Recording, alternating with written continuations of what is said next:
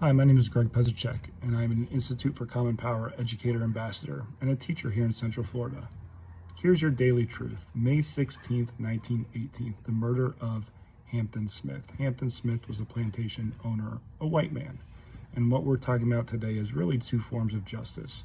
So Hampton Smith was essentially an enslaver, even though it was 1918 and slavery was illegal and peonage was illegal and all these forms of slavery by another name were supposed to be outlawed. But in many of the former Confederate states, these things were still permitted. I think in Georgia up until 1942, people like Hampton Smith could essentially go shopping in your local jails, pull out any black man or woman that was wrongfully convicted, and put them to work involuntarily on their farms and on their plantations to a term of their liking.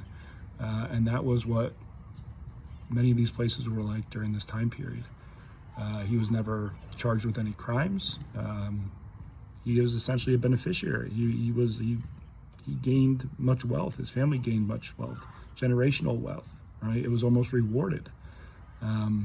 But because of his death, because of his murder, white mobs throughout the area over a 2-week period lynched 13 African Americans, 2 of them being Hayes Turner and his wife, Mary Turner. Mary Turner was 21 years old, strung up by a tree by her feet. She was 8 months pregnant at the time. She had her body and her clothes lit on fire.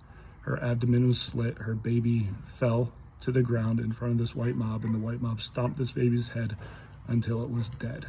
They riddled her body with bullets, left her there for death.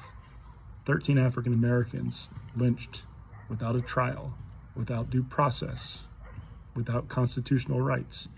And yet nobody that committed those crimes against these 13 were ever held accountable or were ever sentenced with any prison time or even charges brought up against them. So this daily truth, May 16th, right, the murder of Hampton Smith, really brings to attention this idea of 2 different types of justice in America at the time.